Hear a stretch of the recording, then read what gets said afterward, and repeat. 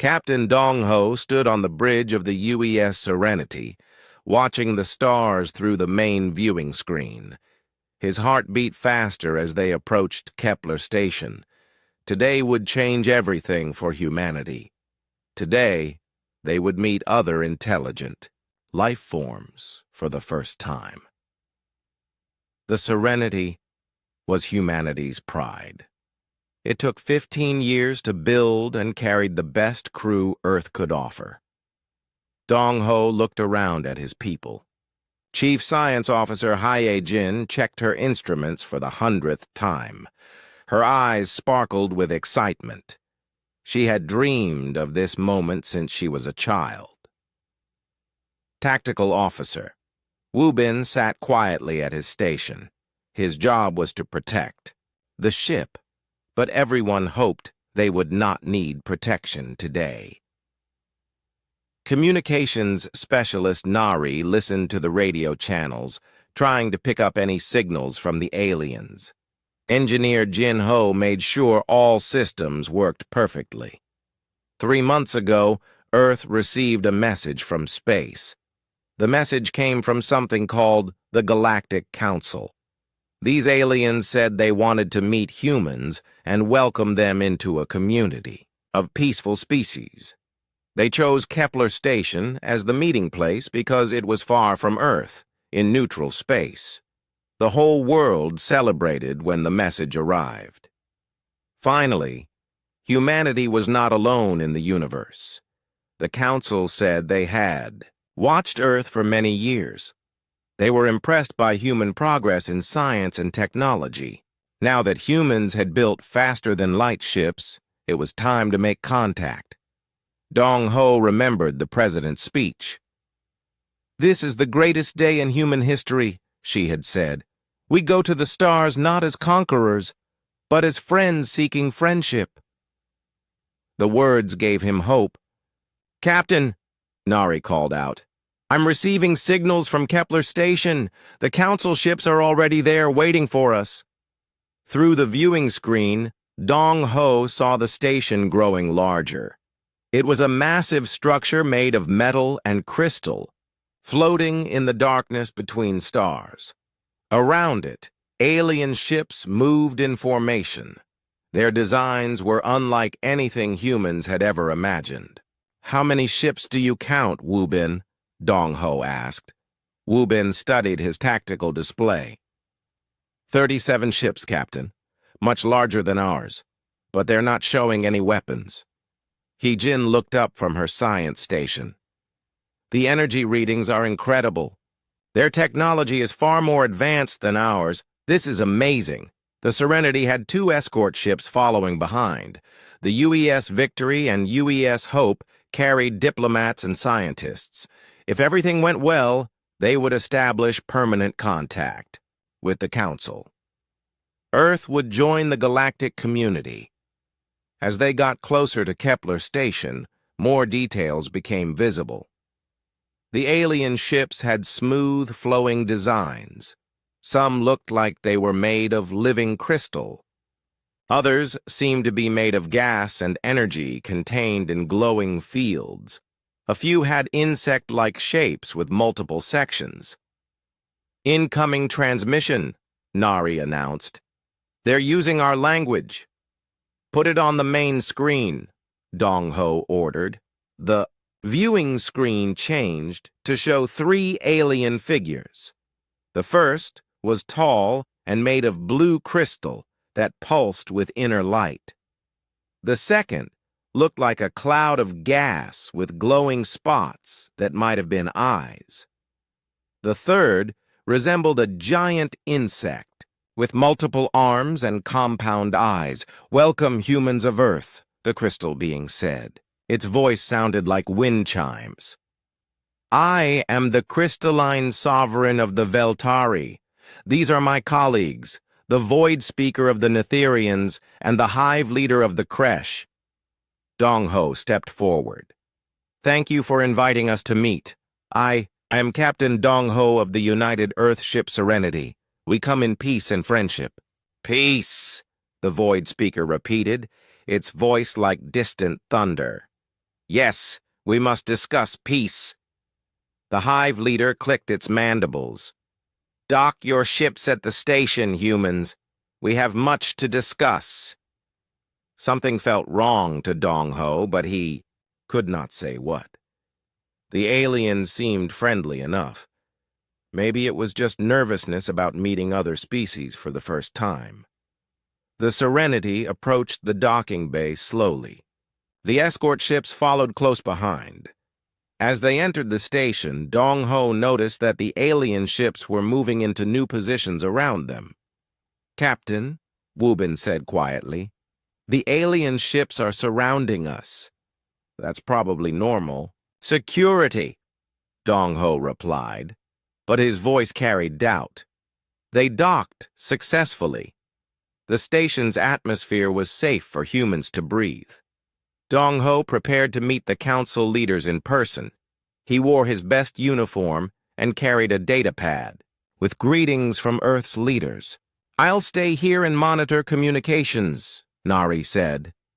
"Keep all systems ready," Dong Ho told Jin Ho, "just in case." Dong Ho, Hye Jin, and Wu Bin walked through the station corridors. The walls were made of the same crystal material as the Veltari ships. Soft light pulsed through the crystal, making everything glow with blue and green colors. They entered a large chamber where the three council leaders waited. The room was beautiful, with crystal formations growing from the floor and ceiling. The air hummed with energy. "Welcome to Kepler Station," the crystalline sovereign said. "We have waited long to meet your species." Hee-Jin stepped forward with her scientific instruments. "Your technology is remarkable. We hope to learn from each other." The void speaker's form shifted and swirled. "Yes, we have learned much about humans already. We have watched your world for many years." "Watched us?" Dong Ho asked. "Why didn't—" "You make contact sooner?" The hive leader clicked its mandibles again. "We needed to understand what kind of species you are. Humans are interesting." Something in the alien's tone made Dong Ho uncomfortable. "What do you mean?" The crystalline sovereign's light dimmed. "Humans expand quickly. You fight often. You consume resources rapidly. Some in the council worry about what humans might do with advanced technology." "We come in peace," Dong Ho repeated. "Earth's leaders want nothing more than friendship with other species." "Perhaps," the void speaker said, "but peace is not always possible. Sometimes, difficult decisions must be made for the good of all." Suddenly, alarms began ringing through the station. Nari's voice crackled over Dong Ho's radio. "Captain, the alien ships are powering up weapons. They're targeting our escort ships." Through the chamber's crystal windows, Dong Ho watched in horror as energy beams struck the Victory. The ship exploded in a ball of fire. The Hope tried to escape, but 3 alien ships surrounded it. More energy beams tore the ship apart. "What is this?"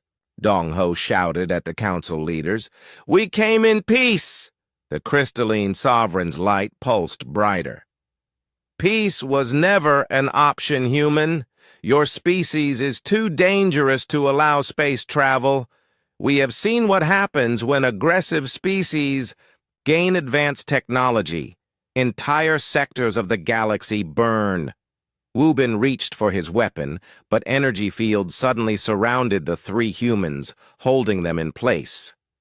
"You murdered them," Hee-Jin whispered, tears running down her face. "They were scientists, diplomats. They only wanted to learn. They were the first of billions who would have followed," the hive leader said. "Better to end the threat now, while it is still small." More explosions lit up the space around Kepler Station. The Serenity was under attack. Through his radio, Dong Ho could hear his crew fighting desperately to survive. "Jin Ho, get us out of here!" Dong Ho yelled into his radio. "The engines are damaged, Captain. We're trapped." The energy field around Dong Ho suddenly flickered. He broke free and tackled the crystalline sovereign. The alien's crystal body was harder than stone, but Dong Ho's rage gave him strength. "Humans," the void speaker said with something like sadness. "Even facing death you fight. This is why you cannot be allowed to live." Wu Bin had also broken free. He fired his weapon at the hive leader, but the alien's shell deflected the shots. More energy beams struck the Serenity. The ship was dying. Hai Jin managed to activate her emergency communicator. With her last strength, she sent a message back to Earth. "They tried to murder us in cold blood," she gasped. "The Council. They destroy young species. Don't trust them. We will remember." The crystalline sovereign struck Dong Ho down with one of its crystal arms. "Your message will not matter. No human ship will leave this place alive." But Dong Ho had one final card to play. With his last breath of consciousness, he activated the Serenity's emergency protocol. The ship's engines overloaded and the vessel accelerated directly at the Council flagship. The Serenity struck the alien ship like a missile. Both vessels exploded in a massive fireball that lit up the space around Kepler Station. The explosion set off a chain reaction. More Council ships caught fire and died. In the burning remains of the meeting chamber, the surviving Council leaders stared at the destruction. Half their fleet was gone. The humans had managed to hurt them even while dying. "They fought to the end," the void speaker said. "Perhaps we should have tried to understand them better." "No," the crystalline sovereign replied, its light flickering weakly. "This proves we were right. Humans are too dangerous to live. We must find their home world and finish what we started here." But it was too late. He Jin's message was already racing toward Earth at faster-than-light speed. Soon all of humanity would know what happened at Kepler Station. They would know that the galaxy was not a place of peace and friendship. They would know that someone had tried to murder them simply for existing, and they would remember. 6 months had passed since the massacre at Kepler Station. The message that Hye Jin sent with her dying breath had reached Earth and changed everything. Every human being on the planet watched the recording of the Council's betrayal. They saw their people murdered while trying to make friends with aliens who had already decided to kill them all. Admiral Kyung Ho stood on the bridge of the UES Retribution, staring at the stars with cold eyes. He was Dong Ho's younger brother, and the pain of losing his sibling burned in his chest like fire. The peaceful exploration ship his brother commanded was gone. In its place, humanity had built warships. The Retribution was the largest vessel humans had ever constructed. It carried weapons designed to kill alien ships and armor thick enough to survive their attacks. Around it flew dozens of other warships, all built in the frantic months after Kepler Station. Every nation on Earth had united for the first time in history. They had one goal: survive the coming war. Dr. Min Seo worked in the ship's science laboratory, surrounded by pieces of alien technology recovered from the destroyed Council fleet at Kepler Station. She had not slept properly in weeks. Her eyes were red and tired, but her mind was sharp. She had managed to understand how some of the alien weapons worked. "Admiral," she called through the communication system, "I think I have something." Kyung Ho walked to the laboratory. Inside, Min Seo stood next to a device that glowed with blue energy. Sparks flew from exposed wires and crystal fragments. "This is a Veltari energy shield," Min Seo explained. "I pulled it from the wreckage. Their shields work differently than ours. They use quantum fields instead of magnetic barriers. Can we copy it? Kyung-ho asked. Better. Min-seo smiled for the first time in months. I can improve it. Human engineering is more flexible than theirs. We can make shields that are stronger and use less power. Near the laboratory, her younger brother, Tae-ho, was suiting up for another patrol flight. At 25 years old, he was already the best pilot in the human fleet. His fighter squadron had shot down 12 alien scout ships in the past month. The Council was sending small groups to spy on human space, but Tae-ho made sure they never returned home. Any word from intelligence? Kyung-ho asked his communications officer. Yes, sir. Yoo-jin has sent another report from the outer colonies. Yoo-jin had been a diplomat before Kepler Station. She was supposed to help with peaceful first contact. Now she worked as a spy, gathering information about alien movements and intentions. Her job was to find out what the Council planned to do next. Her latest report was disturbing. She had discovered that the Council was not just planning to destroy humanity. Over the past 1,000 years, they had done the same thing to 12 other young species. Each time, they waited until a species developed space travel, then destroyed them completely. They call it the Great Pruning, Yoo-jin's message explained. The Council believes the galaxy can only support a limited number of intelligent species. When new ones appear, they eliminate them to maintain balance. They have files on every species they have murdered. Billions of lives gone because the Council decided they were inconvenient. Kyung-ho felt his anger grow stronger. The Council had not just tried to kill humans, they were serial killers who had been murdering entire civilizations for centuries.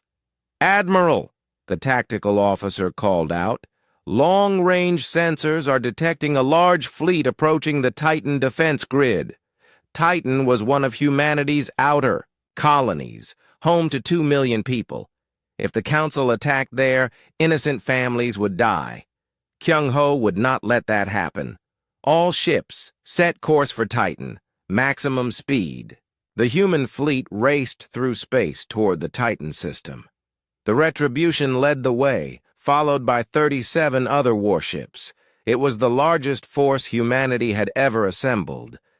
When they arrived at Titan, they found the Council fleet already in position. The aliens had brought 50 ships, all larger and more advanced than anything humans possessed. The crystalline sovereign's flagship hung in space like a giant crystal cathedral. Around it, Netherian gas ships flickered like living storms. Kresh vessels moved in precise formations like mechanical insects.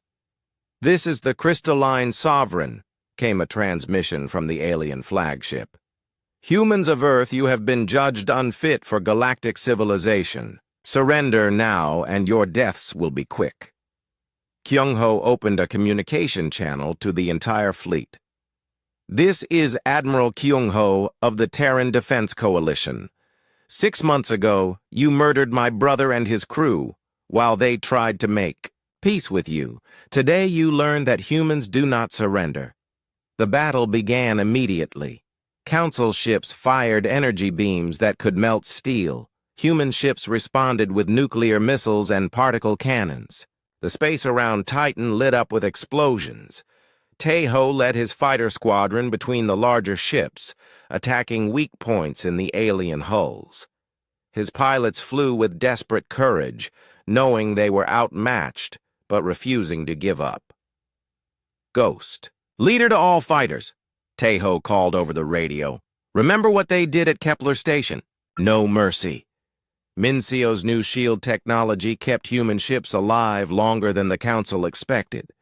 When alien energy beams hit the improved shields, they reflected back at their attackers. Several Council ships were destroyed by their own weapons. But the aliens had more experience and better technology. One by one, human ships began to die. The UES Defiance exploded when Kresh plasma torpedoes tore through its hull. The UES Courage rammed a Netherian ship, and both vessels vanished in a nuclear fireball. Kyung-ho realized they could not win a direct fight. The Council fleet was too strong, but he had one advantage. The aliens still thought like the bullies they had always been. They expected humans to run away when faced with superior force. Instead, Kyung-ho did something the Council did not expect. He ordered the evacuation ships around Titan to ram the alien vessels while the colonists escaped to the planet's surface. All civilian ships, this is Admiral Kyung-ho. Your families are counting on you. Make every ship count. Hundreds of small vessels, cargo haulers, passenger transports, and mining ships accelerated toward the Council fleet. The aliens were shocked. They had never seen civilians sacrifice themselves to help soldiers. The ramming attacks broke the Council formation. In the confusion, Taeho's fighters struck at the crystalline Sovereign's flagship.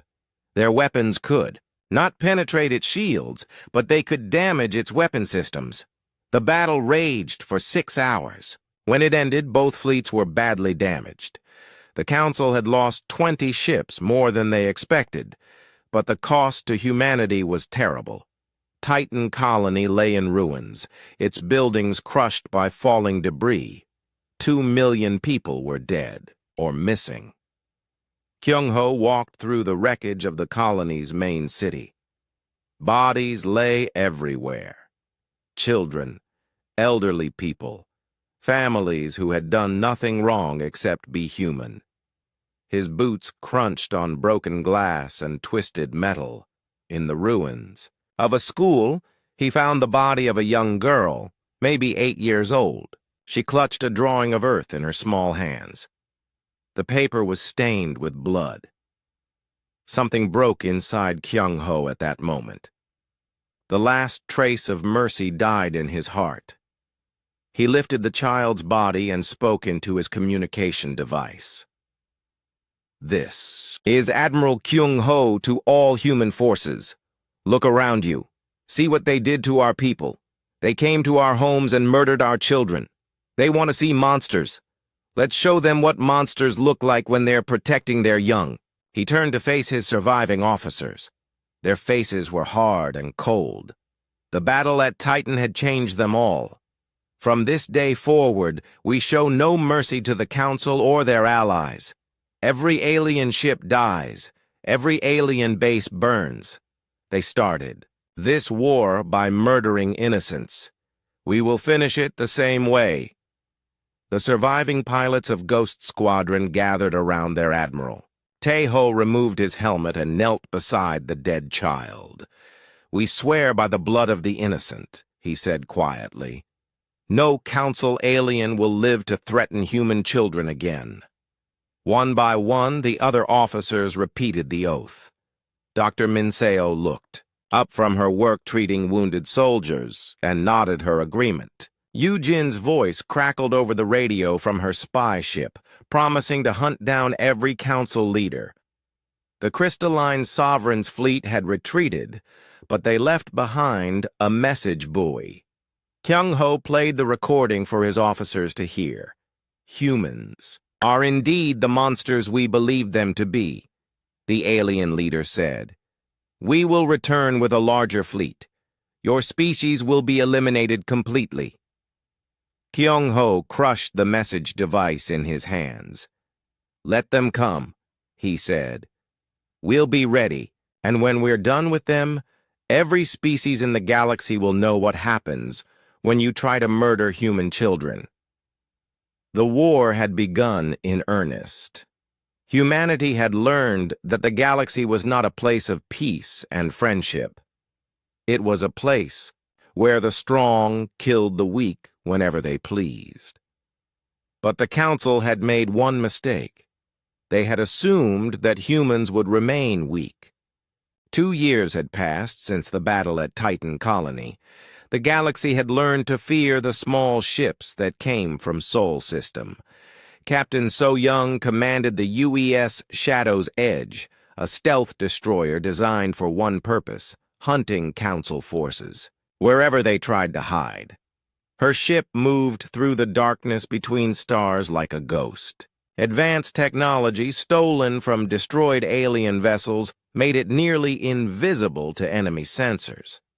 The crew of 43 had volunteered for the most dangerous missions in human space.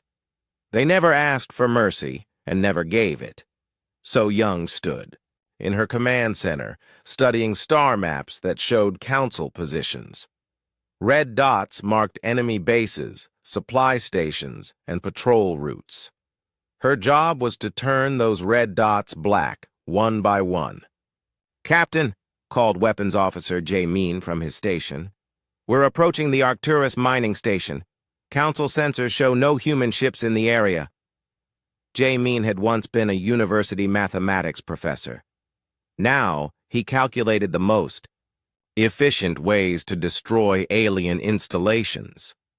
His computer models could predict exactly how much damage different weapons would cause to each species. The Veltari died quickly when their crystal structures shattered. The Netherians took longer, their gas forms slowly bleeding away into space. The Kresh were the hardest to kill, but Jamin had found their weak points. "How many aliens are on the station?" So Young asked. Navigator Yunha checked her instruments. 300 Council personnel, mixed species. They're processing raw materials for their fleet construction. Yunha had lost her entire family when the Council bombed New Beijing colony. Her parents, her sister, her young nephew, all dead because they happened to be human. Now she volunteered for every mission that took her closer to Council space. Her hatred burned so deep that other crew members sometimes worried about her. "Any civilian workers?" So Young asked. "No, Captain. Pure military operation." That made the decision easy. So Young had rules she followed. Human civilians were always protected. Allied species civilians were spared when possible.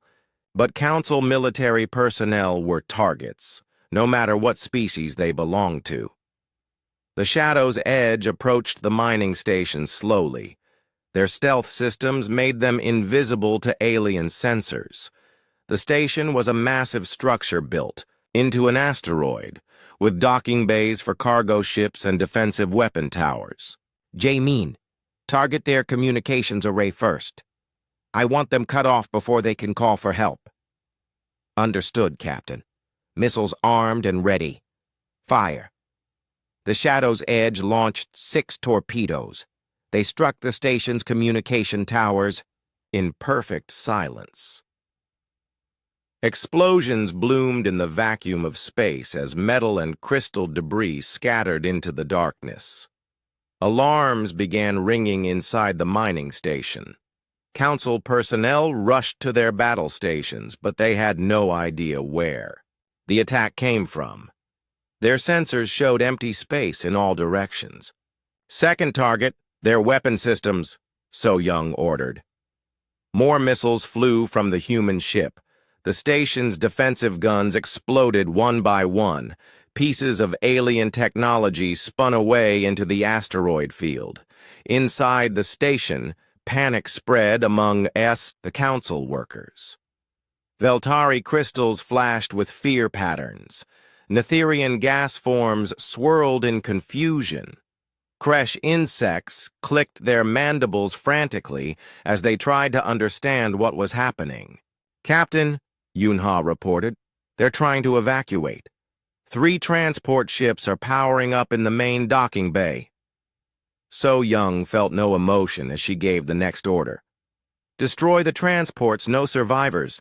The evacuation ships died before they could leave the station." Alien bodies floated in the wreckage. Their dreams of seeing home again ended forever. But So Young was not finished. This attack was about more than destroying one mining station. It was about sending a message to every council base in the galaxy. Open a transmission to the station. I want every alien in there to hear this.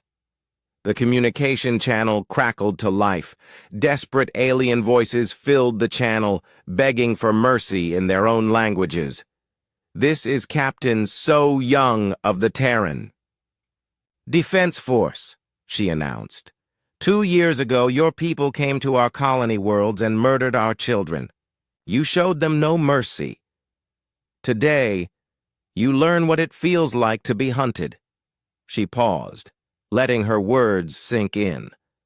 Every council base will burn. Every council ship will die. Every alien who serves the murderers of Kepler Station and Titan will face the same fate as our innocents. The aliens tried to respond, but So Young cut the transmission. Jae-min, finish it! The final missile strike tore the mining station apart. The asteroid split in half, spilling molten metal and alien bodies into space. 300 council personnel died in less than 10 minutes, and they never even saw their attackers. But the most important part of the mission was still to come. So Young activated a special communication array that broadcast on all council frequencies. Every alien base within 50 light-years would receive her message. The transmission showed footage of the mining station's destruction. It also included something that made council commanders across the galaxy feel cold fear. Intelligence reports that Yujin had gathered about past council genocides. Yujin had spent 2 years building a network of spies and informants. She had uncovered the truth about the Great Pruning, the systematic murder of 12 species over the past 1,000 years. Now that evidence was being broadcast to every corner of council space. Look at your leaders, So Young's voice accompanied. The footage. Look at what they really are. They tell you they maintain peace, but they are murderers. They have killed billions of innocent people from dozens of worlds. The species they claimed were dangerous were actually just young civilizations trying to explore space. The evidence was overwhelming. Council archives showing the deliberate targeting of civilian populations. Military reports describing the complete sterilization of entire worlds. Communications between council leaders planning which species to eliminate next. Humans are not the monsters in this war, So Young continued.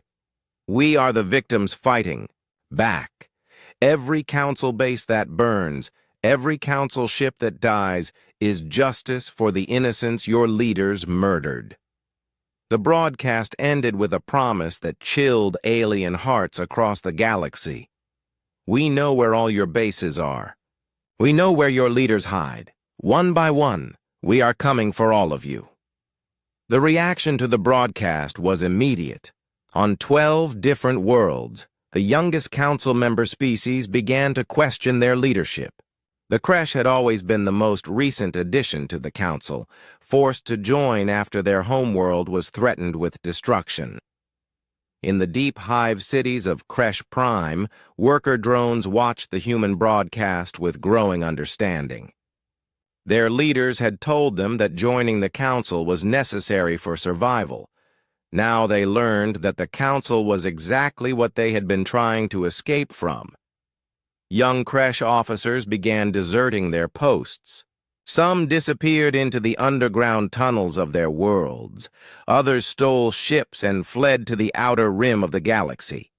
A few even attempted to make contact with human forces, offering information in exchange for protection. The Crystalline. Sovereign called an emergency council meeting on the capital station Centralis. The ancient Veltari leader was furious that humans had managed to turn some council species against their own government. The human plague spreads, the sovereign declared to the assembled leaders. They corrupt our youngest members with lies and propaganda. The void speaker of the Netherians disagreed. Perhaps we should examine their claims. The evidence they broadcast appears authentic. Are you questioning the wisdom of the great pruning? The sovereign asked dangerously. I am questioning whether we have become what we sought to prevent. Look at what we have created. Humans were peaceful explorers before Kepler Station. Now they are efficient killers who show no mercy. The Kresh hive leader remained silent. His species was close to open rebellion, and he knew it. Many young Kresh had already declared that they would rather die fighting the Council than continue serving the murderers of innocent species. Back on the Shadow's edge, So Young received a coded message from Admiral Kyung-ho. Human intelligence had located the Council's most important military academy on Nexus Prime. Thousands of alien officers trained there every year, learning the tactics and strategies needed to maintain Council dominance. Set course for Nexus Prime, So Young ordered. It's time to teach the Council's future leaders a lesson they will never forget. The Shadow's edge disappeared into the darkness between stars, hunting its next target. Behind them, the wreckage of the mining station continued to tumble through space, a warning to every Council base that nowhere was safe from human revenge. On Earth, Dr. Min Seo worked in her laboratory on a project that would change the war forever. She had been developing new weapons based on captured alien technology. The latest creation was her most terrible yet. A virus that could adapt to any species' biology and kill them from the inside. She called it the Quantum Plague, and it would make human revenge complete and unstoppable. But first, she wanted to give the Council one more chance to surrender. If they refused, she would unleash a weapon that could wipe out entire species in months. The hunt continued, and the galaxy burned with the fires of human fury. Every dead Council base brought humanity one step closer to avenging the innocents who died at Kepler Station and Titan Colony. Dr. Min Seo stared at the laboratory screen showing molecular structures that glowed like tiny stars. 3 months had passed since she first released the Quantum Plague against a small Veltari outpost. What started as a controlled weapon test had become something far more dangerous than she had planned. The nanite virus was supposed to target only military personnel. It was designed to recognize specific genetic markers that separated soldiers from civilians, but the plague was learning and changing faster than Min Seo could control it. Each time it infected a new host, it became stronger and smarter.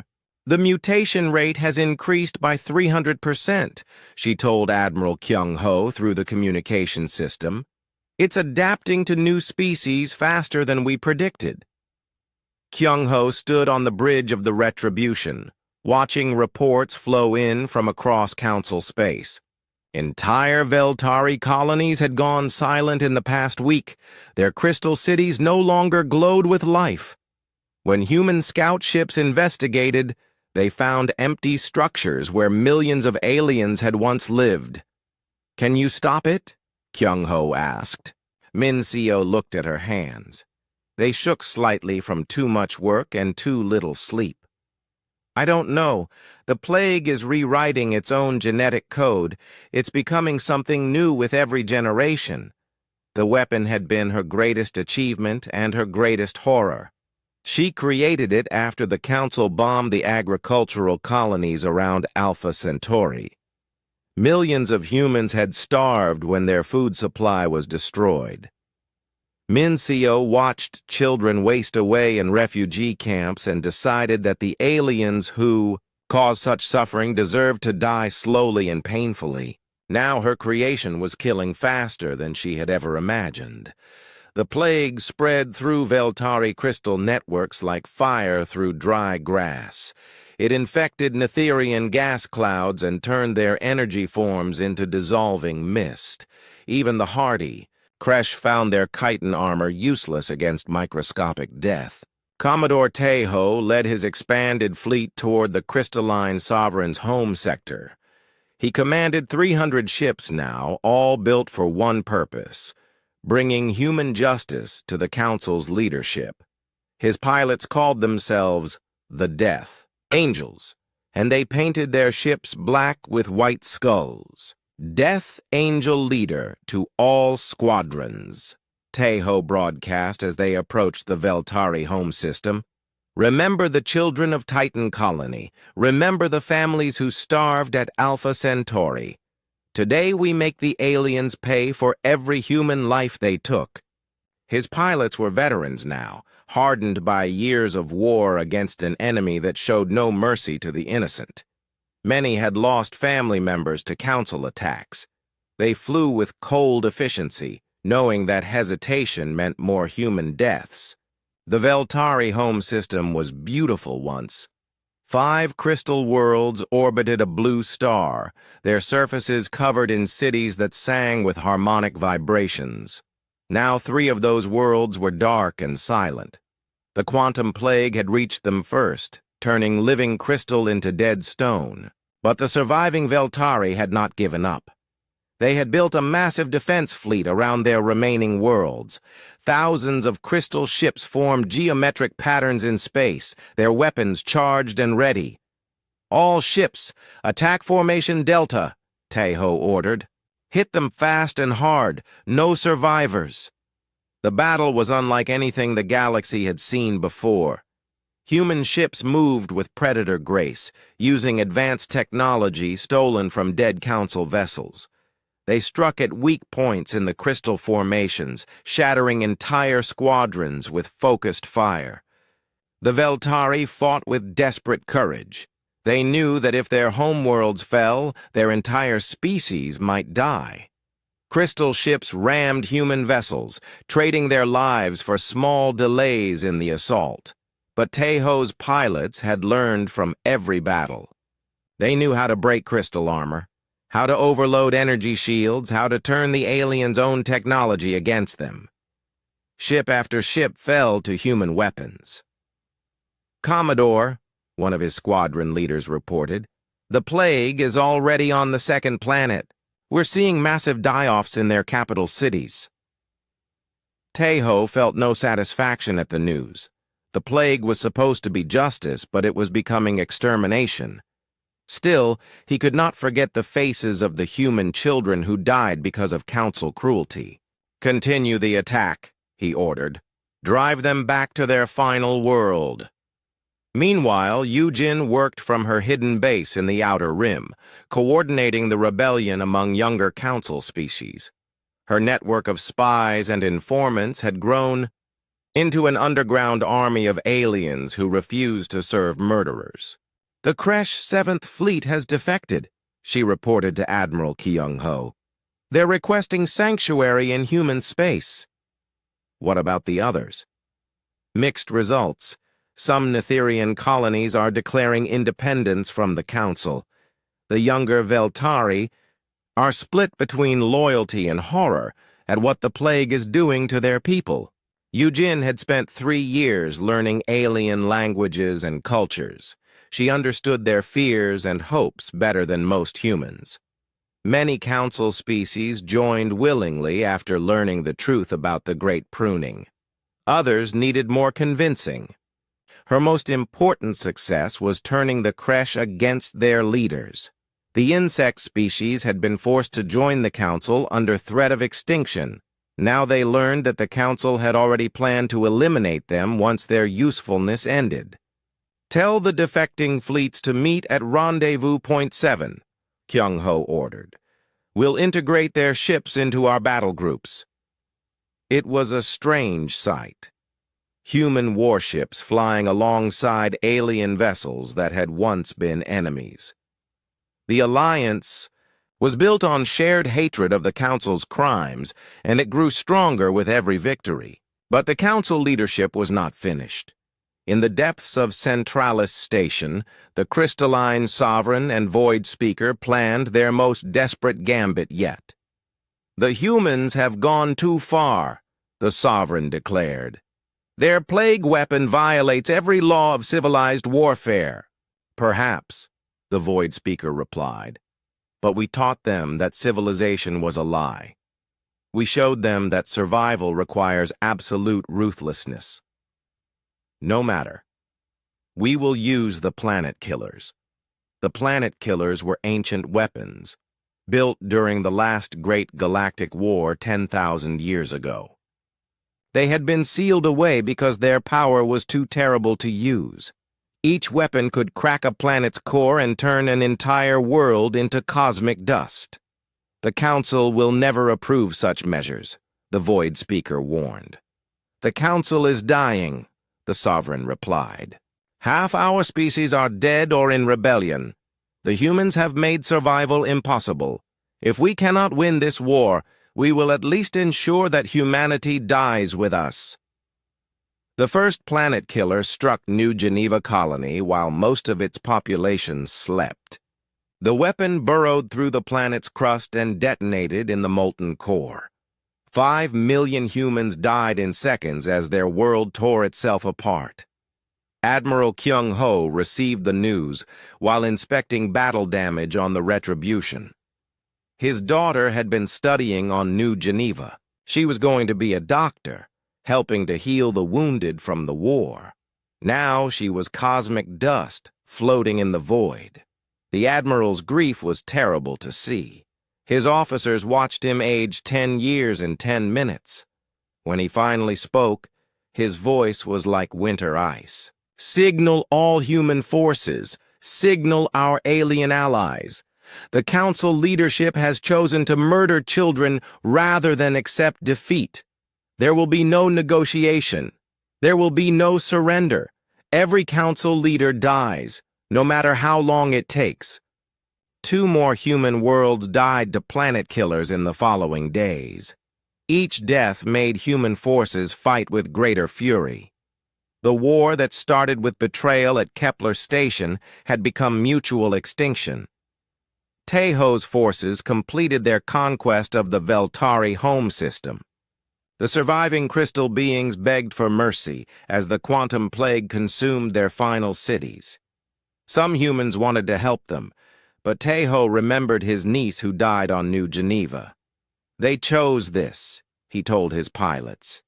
When they built planet killers, when they murdered our families, they chose extinction over peace. Eugene intercepted a Council transmission revealing their final plan.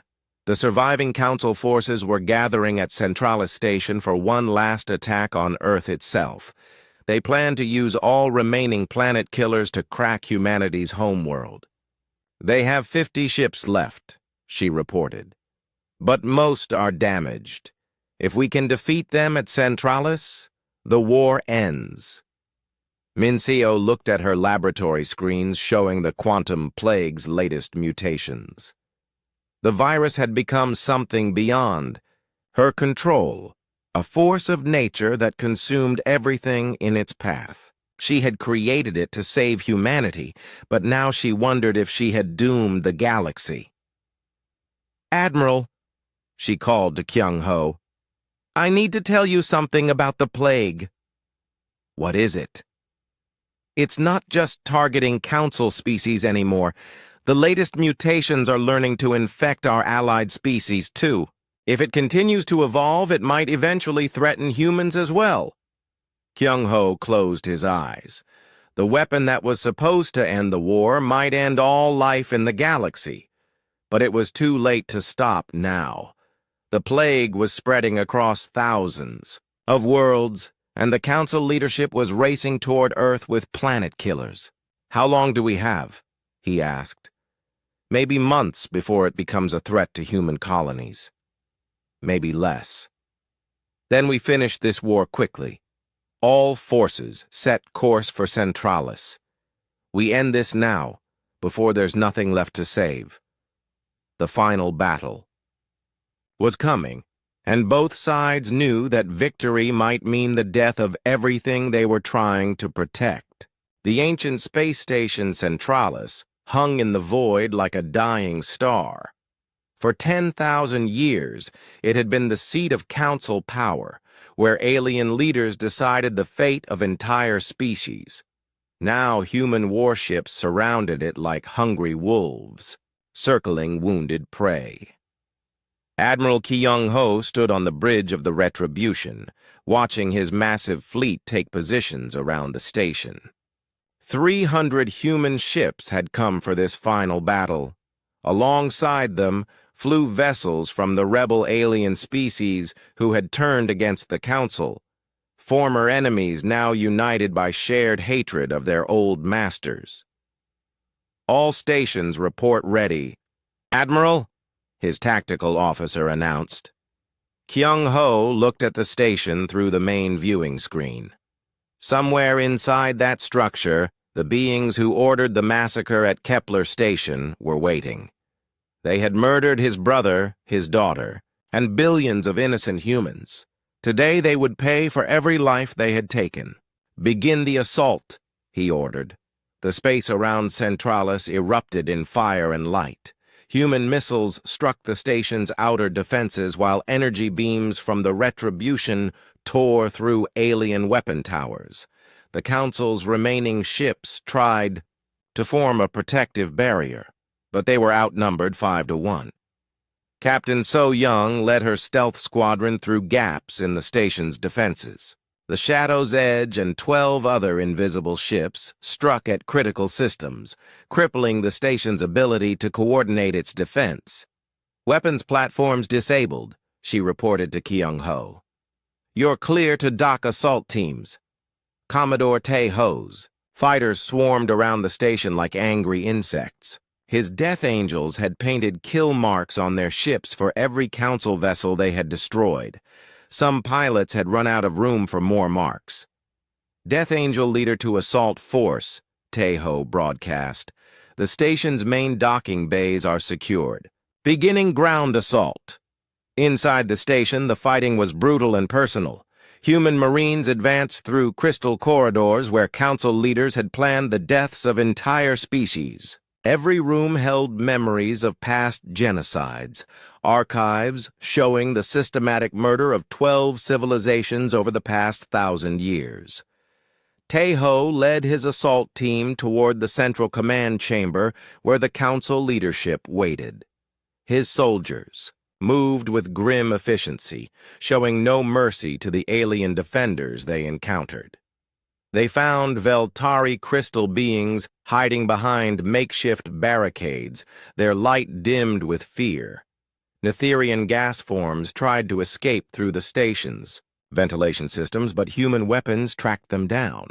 Kresh warriors fought to the end, their loyalty to the old order unbroken, even as their empire crumbled around them. "Remember, Titan Colony?" Tae-ho told his soldiers as they advanced. "Remember the children they murdered." The final battle took place in the Great Council Chamber, where alien leaders had once sat in judgment over younger species. The room was vast and beautiful, with crystal formations that sang in harmonic frequencies. Ancient artwork showed the Council's version of galactic history, a story of peace maintained through strength. But the artwork could not hide the truth that Eugen's intelligence network had uncovered. Hidden archives revealed the real history, thousands of years of systematic murder disguised as peacekeeping. In the center of the chamber, the 3 surviving Council leaders waited. The crystalline sovereign stood tall despite the cracks running through its crystal body. The void speaker swirled in an agitated cloud of gas and energy. The Kresh Hive leader clicked its mandibles in a final show of defiance. Admiral Kyung-ho entered the chamber with a squad of his best soldiers. He had waited 3 years for this moment, the chance to face the beings who had tried to exterminate his species. "Humans," the crystalline sovereign spoke, its voice like breaking glass. "You have proven us correct. Look at what you have become. You are the monsters we said you were." Kyung-ho stepped closer, his weapon trained on the alien leader. You made us into monsters. You taught us that the galaxy respects only strength and fear. The void speakers. Form shifted and pulsed. We tried to prevent galactic war. Young species always bring chaos. It was necessary to eliminate threats before they could spread. Necessary?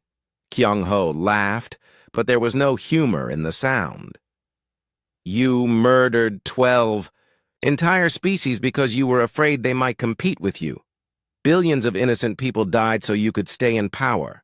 Yujin entered the chamber carrying data files that contained the complete record of Council crimes.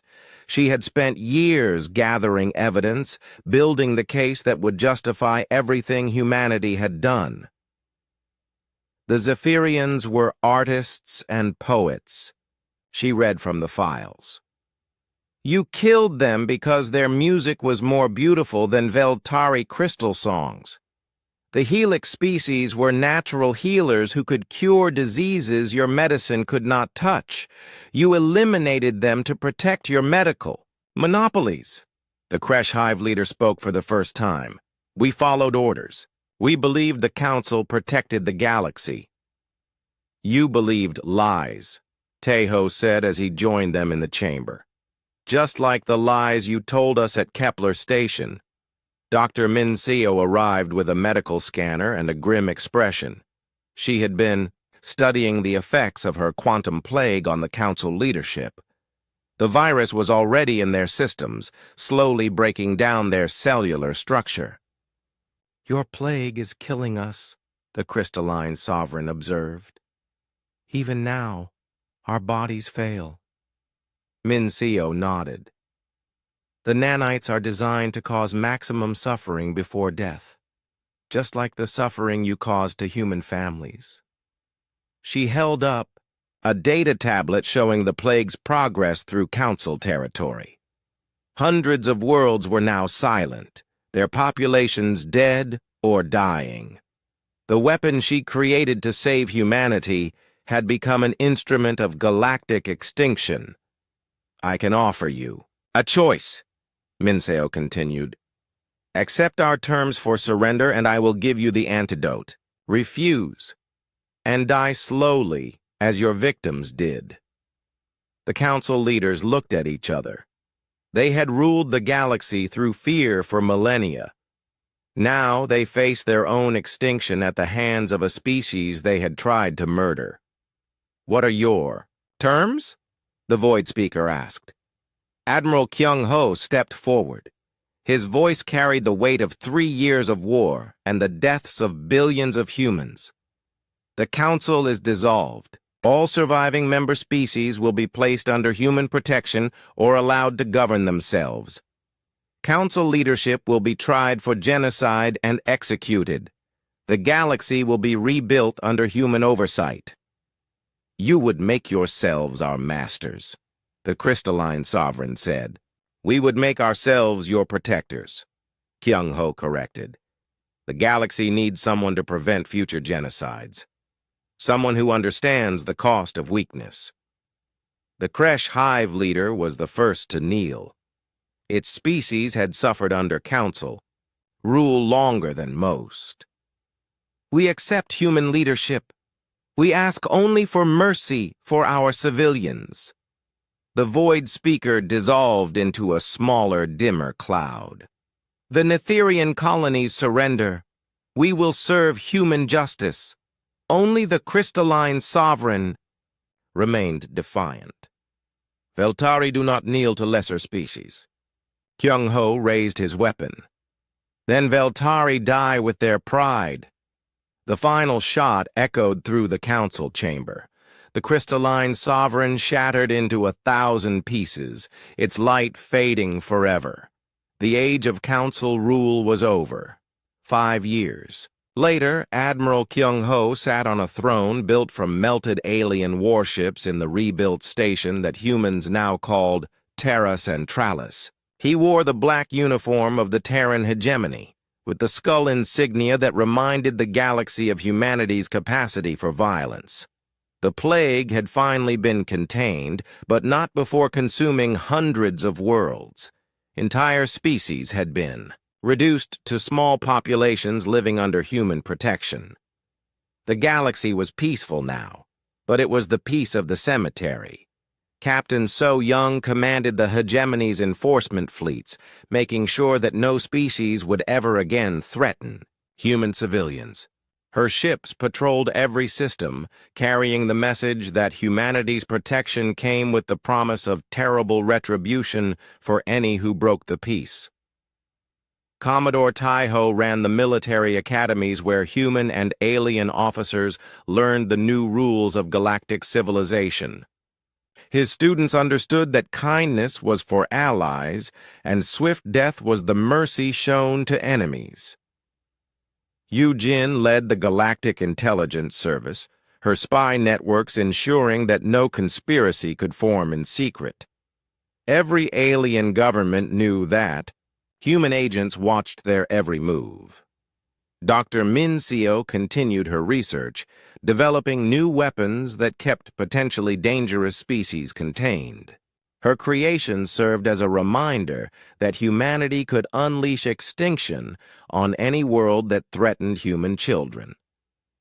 In a classroom on the protected world of New Harmony, young beings from a dozen species learned about the Great War. Their teacher was a human veteran named Hae Jin, chosen to carry the name of the woman whose final message had started humanity's path to galactic dominance. "Why did the humans win the war?" asked a young alien student. Hae Jin looked out the window at the playground, where children of many species played together under the protection of human guards. Their games were watched by soldiers whose weapons were never far from reach. "Because when someone tried to murder our families," she said simply, "we became exactly as terrible as we needed to be. The Council wanted to see monsters. We showed them what monsters look like when they're protecting their own." She pointed to the human. Flag flying over the school, a blue field with white stars.